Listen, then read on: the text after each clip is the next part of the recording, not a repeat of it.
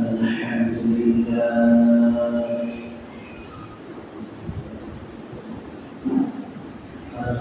لله وكفى وسلام على عباده الذين اصطفى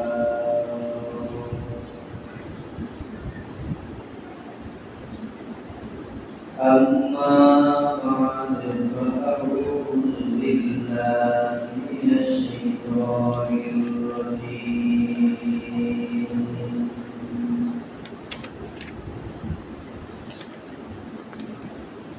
بسم الله الرحمن الرحيم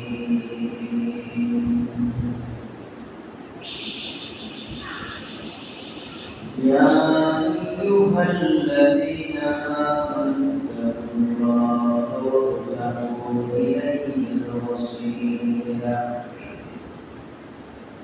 صدق الله العظيم وصدق رسوله النبي الكريم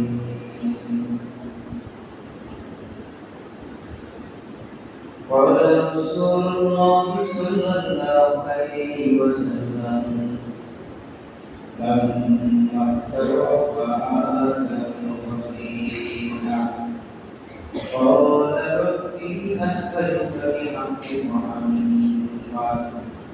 لما أمرتني أو كما قال عليه الصلاة والسلام وقال تعالى في شان حبيبه إن الله وملائكته يصلون على النبي يا أيها الذين آمنوا صلوا عليه وسلموا تسليما فلا العلا بكماله كشف الدجى بجماله حسنت جميع خصاله صلوا عليه وعليه الحمد لله وعلى رب العالمين ولنعبد الشكر যে আল্লাহ তাআলা আমাদেরকে সকল আয়াতের মধ্যে আসান ও প্রশংসা প্রতিদান করেছেন তার জন্য আল্লাহ রব্বুল আলামিনের শুকরিয়া সকলে আলহামদুলিল্লাহ এবং অসংখ্য দরুদ সালাম মুহাম্মদ রাসূলুল্লাহ সাল্লাল্লাহু আলাইহি ওয়াসাল্লাম সম্মানিত মুমিনিন ভাইয়েরা আজকে আমাদের খুতবার আলোচ্য বিষয় ওসিলা তালাশ করা। এই ব্যাপারে একটা কথা শরীফে আয়া তিনটা হাদিস আপনাদের সম্মুখে পেশ করার উদ্দেশ্যে প্রচার প্রসার আমরা কার্যক্রম করতে পারি। ওসিলা হলো আমি এবং আপনি নামাজের ভিতরে যে শুধু আপনি ব্যস্ত যেতে পারবেন, শুধু রোজার মাধ্যমে যে আপনি ব্যস্ত যেতে পারবেন, হজের মাধ্যমে যে আপনি ব্যস্ত যেতে পারবেন, ইসলামের নির্দিষ্ট কোনো এমন ইবাদত নাই যে শুধু এই ইবাদতটা করলেই ব্যস্ত যাওয়া যায়। এই ইবাদতের ভিতরেই শুধু আল্লাহ ব্যস্ত আছে, এই কাজের ভিতরেই শুধু আল্লাহ জান্নাত আছে, এরকম কোনো বিষয় ইসলামে নেই। আপনার জিন্দেগিতে 20 বছর 25 বছর 30 বছর নামাজ আপনি পড়ছেন, 20 বছরের নামাজে আপনার কবুল হয়েছে বিষয়টা এমন, 30 বছরের নামাজে তো কবুল হয়েছে বিষয়টা এমন। আল্লাহর হাবিব বলছে আপনি পড়তে থাকেন, আপনার হায়াতের কোনো না কোনো ওয়াক্তের নামাজ আল্লাহ কবুল করে নেবেন, আর সেই কবুলকৃত ইবাদতের কারণে আপনার নাম আল্লাহ জান্নাত দেবেন। এটা এমন না যে আজকে ফজর নামাজ পড়লাম শেষ আমি জান্নাতের মেহমান হয়ে গেলাম, এমন না যে আজকে জমা করলাম, জমা দিয়ে শেষ, আমি জানা হয়ে গেল। এটা নির্দিষ্ট কোনো জায়গা না, নির্দিষ্ট কোনো ইবাদত না, তবে এগুলো ছাড়া যাবে না। রমজানের মাস আসলে রমজানের রোজা করে রাখবেন, কুরবানির মৌসুম আসলে যদি আপনার সেই সামর্থ্য থাকে করবে, বাড়িতে নামাজগুলো সঠিক করবে, সুন্দরভাবে সুশৃঙ্খলভাবে করবেন, বিভিন্ন ইবাদতের সাথে আপনাকে আমাদের সম্পর্ক রাখবে। কোন কাজে না, কোন কাজে, কোন আমলের কারণে নাকি কোন আমলের কারণে আপনাকে জান্নাত দেবে সেটা আপনি বলতে পারবেন না, আমি বলতে পারবো। এই জন্য আপনাকে কর্মীয় সব সময় আল্লাহর আদেশ এবং নিষেধের ভিতরে থাকতে হবে। আদেশ এবং নিষেধের ভিতরে আপনার সফলতা। আমাদের দেশে এমন কতগুলো মানুষ আছে যারা বছরে একবার বাবার পায়ে গিয়ে সেটা দিয়ে আসে, আমার এক বছর সে কোনো নামাজে আসে না, রমজানের রোজাও করে। এমনও মুসলমান আছে, এমনও কালিমা মুসলমান আছে তারা হায়াতেতে রমজানের রোজা কখন আসছে, কখন শেষ করছে সেটা বলতেই পারে। এই জন্য এই সমস্ত নামদারি আলেম এবং এই সমস্ত নামদারি মুসলমান থেকে আমাকে আপনাকে আলাদা আমাদের ইবাদতের ভিতরে মনোযোগ দিতে হবে। আপনি করতেই থাকেন, ফজর করবেন, দুপুর করবেন, আসর করবেন, রাত্রি করবেন, এশা করবেন, আবার শনিবারে গিয়ে ফজর, দুপুর, আসর, রাত্রি, এশা করবেন, আবার রবিবারে করবেন, এই সপ্তাহ পুরোটা করবেন, এই মাস সপ্তাহ করবেন, এই বছর সপ্তাহ করবেন। এরকম করতে করতে আপনার মৃত্যু পর্যন্ত আপনাকে ইবাদতের ভিতরে থাকতে হবে। তারপরেও তো কত মানুষ আছে যে নামাজ, রোজা, হজ, যাকাত সবই ঠিক, তারপরেও সে জান্নাতে যাইতে পারে না। আপনারা জানেন এই কথাটা, আপনাদের আসছে কি না আসছে জানি না। হাসরের ময়দানে এক ব্যক্তির বিচার আল্লাহ তাআলা করবে, তাকে আল্লাহ তাআলা ফেরেশতাদের মাধ্যমে ডাইকা নিয়ে আল্লাহ তাআলা বলবেন, যান, আমি আপনাকে দয়া করে আমি আপনাকে জান্নাত দিলাম। ওই ব্যক্তি বলবে যে আল্লাহ, আমার জীবনে তো কোনোদিন নামাজ আমার কাছে নাই, স্যালারি সিঁদুরের কথা, আমি তো কোনোদিন নামাজ কাজাই করি নাই, সারি সিঁদুরের কথা। নামাজ যেটা যেই সময় যেই জায়গা পড়ার দরকার ছিল সেটা তো আমি সেভাবেই করছি। আমার জীবনের পুরো ফরজ রোজা তো ছাড়ি নাই। আমার জীবনে আমার লাইফে প্রত্যেকটা আয়ার রমজানের 29টা ও 38টা সব রোজা করেছি। আমার হায়াত তো কাটতে শোনা নাই। আমি তো আপনার ফরজ কোনোদিন কোনো সময় লঙ্ঘন করি নাই। তারপরেও আমি আপনার রহমতে, আপনার এই রহমতের কারণে আপনার ছেলের জন্য আমি জান্নাতে যাব। আমার ইবাদতের কবুল। তো আল্লাহ তাআলা বলবে, যান, আমি আপনাকে আমার নিজ গুণে আমি আপনাকে জান্নাতে মেহমান বানিয়ে তিনি বলবেন যে আমার ইবাদত কোথায় গেল? 2-3 বার বলার পরে তাকে ফেরেশতাদের মাধ্যমে জাহান্নামকে ঘুরে আনার জন্য অনুমতি দিলেন যে আমার বলতে ফেরেশতারা জাহান্নামের ভিতরে ঢুকেও জাহান্নামের আশপাশটা একটু ঘুরে তাকে আনা। ওই ব্যক্তিকে নিয়ে যাব আপনার জাহান্নামের উদ্দেশ্যে হঠাৎ তার পানি পিপাসা লাগছে বা তার পানির পিপাসা লাগছে। ফেরেশতাদেরকে বলবে, ভাই আমাকে কি পানির ব্যবস্থা করে দেওয়া যায়?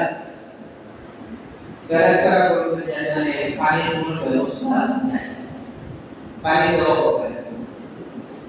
আল্লাহ তাআলা পিপাসা দিয়ে তীব্রতা আস্তে আস্তে বাড়িয়ে দিবেন।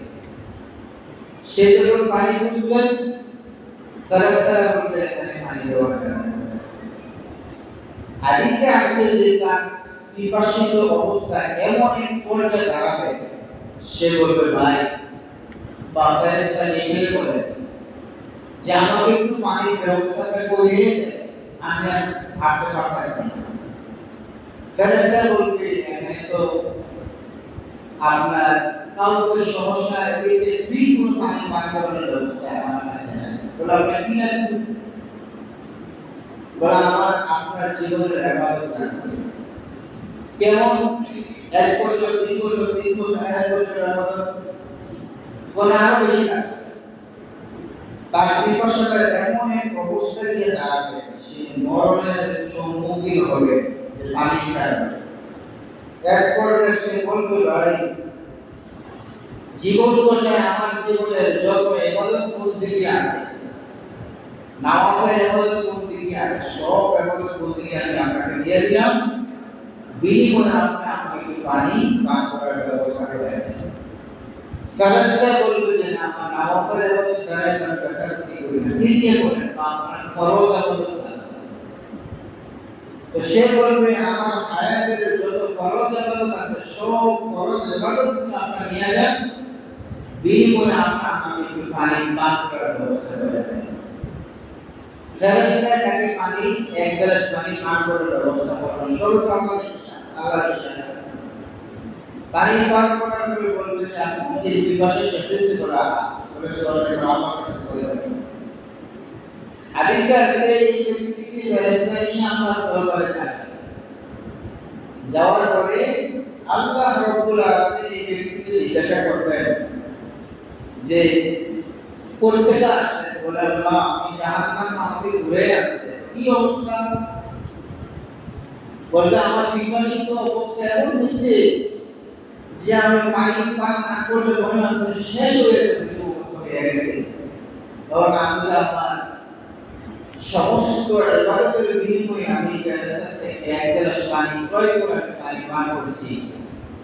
এখন তো আমি শূন্য, এখন তো আমার আর ইবাদত করতে কিছুই নাই।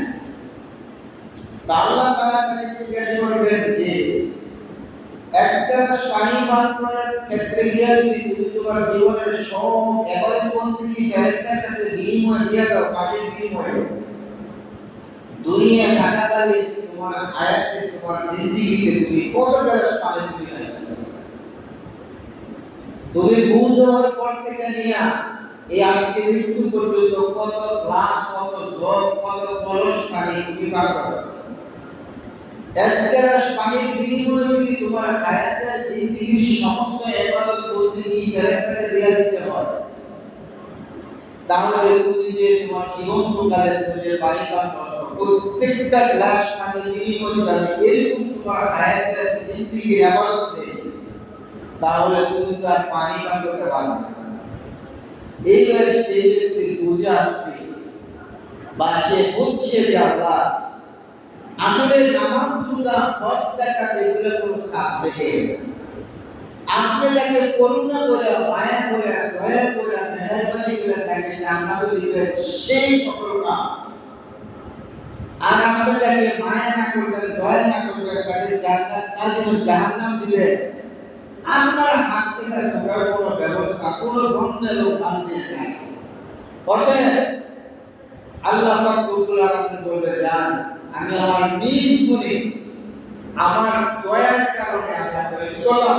জান্নাতের মেহমান বানিয়ে দিলাম। বলে সুবহানাল্লাহ। তাহলে ওসিলা তালাশ করুন। আপনি মসজিদে আসলেন, 10 টাকা, 20 টাকা, 100 টাকা, 500 টাকা মসজিদে দিলেন। এই যে দান করেন, দান 2 প্রকার দান। এক প্রকারের দান হয় যে 100 টাকা দিলেন আমাকে, হুজুর আমার জন্য একটু দোয়া করুন। এই ব্যাপারটা, এটার বিনিময়ে আপনি আমার কাছে কিছু পাবেন।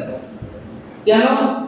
আপনি আমাকে বলছেন যে হুজুর এই 100 টাকা রাখেন, আপনি আমার জন্য আপনি বিশেষ করতে একটু দোয়া করেন। তাহলে এই টাকা দিয়েছেন আপনি দোয়া করার জন্য। পর্দা থেকে আরেক পর্দা দূর হওয়ার জন্য আরেক প্রকার দান আছে ফি সাবিলিল্লাহ, যে ভাই টাকা আমি মসজিদে দিলাম, আমার দোয়াতে কিচ্ছু লাগবে না, একমাত্র আল্লাহকে সন্তুষ্টি করার লক্ষ্যে আমি টাকাটা মসজিদে দান করলাম, আল্লাহকে সন্তুষ্টি করার জন্য আমি এই মানুষকে দান করলাম। তাহলে এই দানের কারণে হাসরের ময়দানে হাদিসের ভিতরে আছে তার ঈমান ইখলাস ঠিক রেখে যদি আল্লাহর রাস্তায় যদি একটা কুরবান হাজির যারা নাম করে হাসরের ময়দানে কিয়ামতের ময়দানে আল্লাহ তাআলা তার সেই আমলকে পাহাড় পরিমাণ সওয়াব বানিয়ে দেবেন। সুবহানাল্লাহ।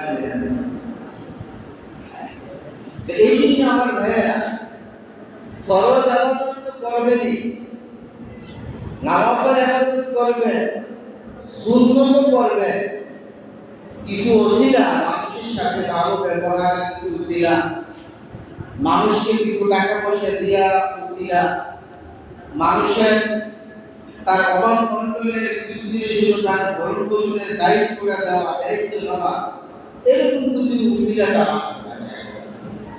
আপনারা জানেন মাহমুদুল হাসান গঙ্গুই রহমাতুল্লাহ আলাইহি, মাহমুদুল হাসান গঙ্গুই রহমাতুল্লাহ আলাইহি তিনি ব্রিটিশ বিরুদ্ধে পাক ভারত উপমহাদেশের পক্ষে যুদ্ধের এক প্রকারের সেনাপতি দিয়েছিলেন।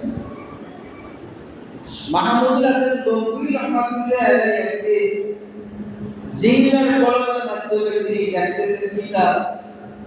এমন অবস্থায় একটা উন্নত মাসি আইসা তার পাশের জিংলার মাঝখানে বসে বসে একটু পানি একটু ডালি পান করতে আসে। গঙ্গুই রহমাতুল্লাহ আলাইহি এই মাসিটা যাতে একটু রং খাইতে পারে এই সুযোগটা তিনি দান করছেন। তিনি কলমটা লাগান নাই, যখন করছেন তখন কলমটা ঢুকাচ্ছেন। এই বিকশিত অবস্থায় মাসিটা এসা ওই কলমের পাশের কলমের মাথার মধ্যে ধোয়ালের মধ্যে দিয়া যখন লেখা শুরু করছে ওইখান থেকে পানি পান করে মাসি চলে গেছে। তিনি যখন ইন্তেকাল করছেন তিনার শান্তিতে তিনাকে স্বপ্নে দেখছেন, দেখে জিজ্ঞাসা করছেন যে হুজুর আল্লাহ আপনার সাথে কি ব্যবহার করছে, কিরকম ব্যবহার করছে, আপনার সাথে কি ভালো ব্যবহার করছে না মন্দ ব্যবহার করছে, আপনার কি জান্নাত দিছে না জাহান্নাম দিছে। ওই ব্যক্তি কিতাবের ভিতরে দেখছেন মাহমুদুল হাসান গঙ্গুই রহমাতুল্লাহ আলাইহি সামনে মাহমুদুল হাসান গঙ্গুই রহমাতুল্লাহ আলাইহি বলেন আমার রোজা হজ জাকাত যা আছে আমাদের বলবি কোন জিনিস আমরা সামনে আনিয়া দাঁড়াতে পারি। তবে আমি একদিন ওই যে আমি বাসের কলম দিয়া দোয়েলের দিকে তালি নিয়ে যখন আমি লেখা আরম্ভ করছিলাম, হঠাৎ করে একটা বিকশিত মাসি আইসা আমার এই কলমের আকার ভিতরে যখন বসছে তখন আমি একটু রং খাওয়ার জন্য তারা প্রবণতা দিছি, একটু সুযোগ দিছি। এই আল্লাহর এক মাখলুককে এতটুকু উপকার এতটুকু পর্যন্ত উপকার করার কারণে আল্লাহ তাআলা আমাকে জান্নাত করতে বলে। সুবহানাল্লাহ। তাহলে এত বড় ব্যক্তিত্ব, এত বড় আলেম, তিনার হায়াতের কত ওয়াক্ত নামাজ, কত বছরের রোজা, কত দিনের তাহাজ্জুদ নামাজ, কোন জিনিসই আল্লাহ তাআলার সামনে এসে দাঁড়াইতে পারে না।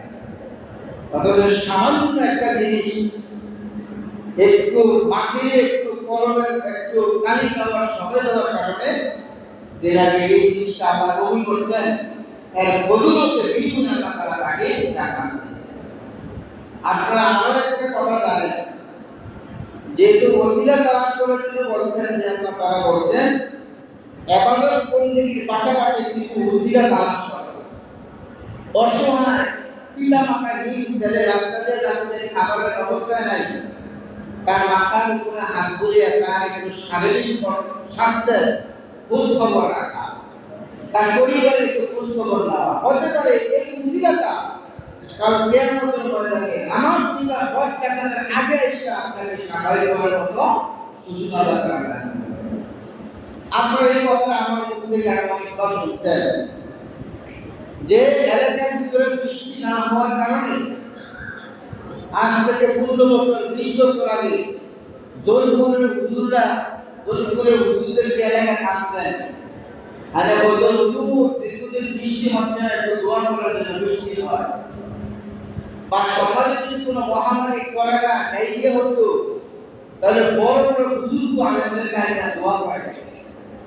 এখন আর সেগুলা হয় না। যেহেতু হয় না কেন? যেদিন থেকে স্ক্রিমের জন্য মানুষের বিক্রিয়মের ব্যবস্থা করছেন, সেলুন ব্যবস্থা করছেন, মেশিনের ব্যবস্থা করছেন, তখন মানুষের ইমান আমল একবার চলে গেছে সেলুন মেশিনের মাধ্যমে। আল্লাহর দৃষ্টিতে না সে বসে থাকে। আগে তো বৃষ্টি না হলে হুজুরদেরকে ডাকতেন, ডাইকা দোয়ার জন্য দরখাস্ত করতেন, একটু দোয়া করে যাতে বৃষ্টি হয়। যখন এই সেলুন মেশিনের ব্যবস্থা হয়েছে, ডিপটিউবের ব্যবস্থা হয়েছে, তেলের মেশিনের ব্যবস্থা হয়েছে, প্রয়োজনীয় মেশিন দিয়ে আপনার ভরে যেতে পারে। এখন আর হুজুরের দরকার নাই, এখন আর আল্লাহ রহমতের দরকার। কারণ মেশিন স্টার্ট দিলে পানির ব্যবস্থা চলে আসে। তো ওই এলাকায় দীর্ঘদিন বৃষ্টি না হওয়ার কারণে, প্রচন্ড খরার কারণে এলাকার মানুষেরা মুরুব্বিরা বলে বৃষ্টিপাত যদি হয় না, চল আমাদের এলাকায় কিছু দান টাকা পয়সা উঠাইয়া অমুক এলাকার অমুক হুজুররা আমরা ব্যবস্থা করি। চাই না উনি এসে দোয়া করে বৃষ্টির ব্যবস্থা হয় কিনা। এখনো বিভিন্ন জায়গায় বিভিন্ন হুজুররা আপনার পানি করা যায়, ধানটা থেকে কারেন্টকে ধরে, বিভিন্ন ফুকে ধরে হুজুরের থেকে পানি করা। আসলে ওই মানের হুজুরের সংখ্যা খুবই নগণ্য, খুবই কম।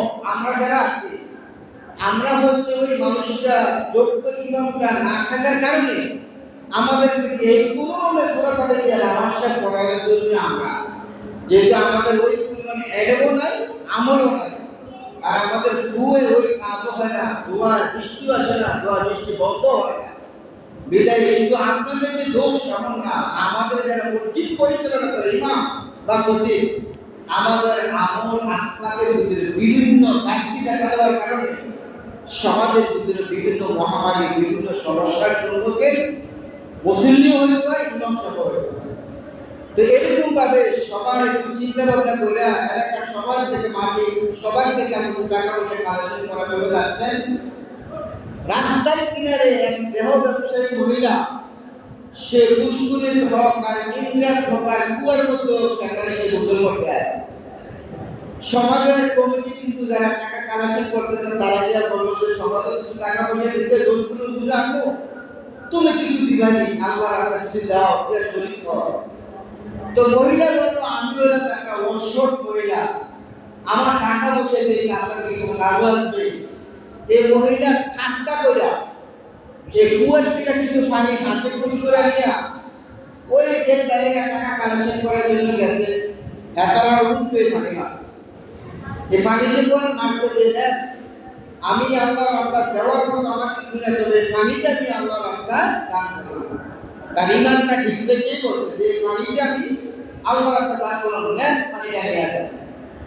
বাড়িতে জুড়ে তাকে যে আল্লাহ তাআলা মাফ করলেন, সেই হচ্ছে কথা। পিপাসিত প্রজাপতি হঠাৎ করে এই রাস্তায় এগিয়ে আসে, যে রাস্তা মাইয়া পানি ফিকা মাছ, হঠাৎ করে এই পানি দিয়ে ওই পিপাসিত প্রজাপতির মুখে পড়ার কারণে আল্লাহর কাছে এই প্রজাপতি কি করছেন, শুকরিয়া জানান আল্লাহর কাছে, বলছে আল্লাহ, আমি মরণাপন্ন হয়ে গেছিলাম পানির অভাবে, পিপাসিতার কারণে। আমাকে যে এই বেদাত থেকে, এই বিপদ থেকে বাঁচাই দিল, তুমি তাকে জাহান্নামের আগুন থেকে বাঁচিয়ে দিল। এই মহিলা যখন ইন্তেকাল করছেন, তাকেও আরেকটা যে শব্দ থেকে জিজ্ঞাসা করছেন, তুমি তো খারাপ মহিলা ছিলা, তোমার সাথে আল্লাহ কি পরিমাণ ব্যবহার করছেন, ভালো করছেন না খারাপ করছেন, জান্নাত দিচ্ছেন না জাহান্নাম দিচ্ছেন। ওই মহিলা বলছেন, আমার জীবনে আমরা হায়াতে করি, আমাদের বন্দিগি তো নাই, আমি দুষ্টামি করে একদিন পানি ভিক্ষা দিয়েছিলাম, আর এই পানি দিয়া প্রজাপতির মুখে পড়ার কারণে এই আল্লাহর মাখলুক, আল্লাহর সৃষ্টি আল্লাহ তাআলার কাছে বলছেন যে আল্লাহ আমাকে মাফ করার জন্য। ওই প্রজাপতির দোয়ার কারণে আল্লাহ তাআলা আমার জীবনের সব গুনাহ মাফ করে আমাকে জান্নাতের মেহমান বানাইছেন, বলেন সুবহানাল্লাহ। তাহলে আমার ভাইয়েরা, নামাজের পাশাপাশি, রোজার পাশাপাশি, হজ যাকাতের পাশাপাশি ব্যক্তিগত কিছু আমল আমাদের থাকা চাই, যে আল্লাহ এটা শুধু তোমার জন্য করলাম। মাছ নিয়ে আসছেন, হঠাৎ করে একটা মানুষ করছে যে নেন মাস্টার নিয়ে যান, মাস্টার নিয়ে বাচ্চাকে তিনি আপনি খাই। আরেকটা ইতিহাস ধরেন, যদি সময় কম, একজন মহিলা করে বিড়ালে খুব খেলা যন্ত্রণা করত, কিন্তু মহিলাটা খুবই আবেদা সলেহা ছিলেন, পাঁচ ওয়াক্ত নামাজ তার ঠিক ছিল, স্বামীর খেদমত মানে ইবাদত করতে যা আছে সবে ওই মহিলা করতেন। কিন্তু তার ঘরে বিড়ালটা তার দুষ্টামি করার কারণে, তার খাবারের মুখ দেওয়ার কারণে এই বিড়ালের গলার ভিতরে রশি লাগাইয়া দূরে নিয়ে কোনের মিনিট তারা বাদ দিয়ে আসছে। আর সেই বিড়ালটা অভুক্তর কারণে, ভুখার কারণে সে ওখানে মারা গেছে। আল্লাহর দরবারে সে বিড়াল অভিযোগ করে গেছে যে আল্লাহ, আমাকে যে মহিলা আজকে আমি উপবাস উপভুক্ত থাকতে আমি মারা যাচ্ছি, এই বিচারটা আমি তোমার কাছে দিলাম। ওই আমেটা চলে জগদা মহিলা যখন ইন্তেকাল করছেন, তারও কোনো এক মহিলা জিজ্ঞাসা করছেন যে তোমার কবরে কি অবস্থা? বলে আমার কবরে ভয়াবহ অবস্থা। কেন? তুমি তো নামাজ পড়তে হজ জায়গা সবই ঠিক ছিল, বলে সবই ঠিক, কিন্তু আল্লাহর এক মাখলুককে আমি কষ্ট দেওয়ার কারণে আল্লাহ তাআলা আমার উপরে নারাজ হয়েছেন, আমার উপরে গুসা করছেন, বলে আমার সব ইবাদত নষ্ট কইরা, আমার জীবনের গুনাহগুলোকে প্রকাশ কইরা আমাকে আজকে জাহান্নামের লাঠি হিসেবে আল্লাহ তাআলা জাহান্নামে রাখছে। তাহলে কোনো মাখলুককে কষ্ট দেওয়া যাবে না, কোনো মানুষকে কষ্ট দেওয়া যাবে না, কোনো প্রাণীকে কষ্ট দেওয়া যাবে না। যতটুকু করবেন আল্লাহর জন্য করবেন, যতটুকু দিবেন আল্লাহর জন্য দিবেন, যতটুকু ছাড়বেন আল্লাহর জন্য ছাড়বেন।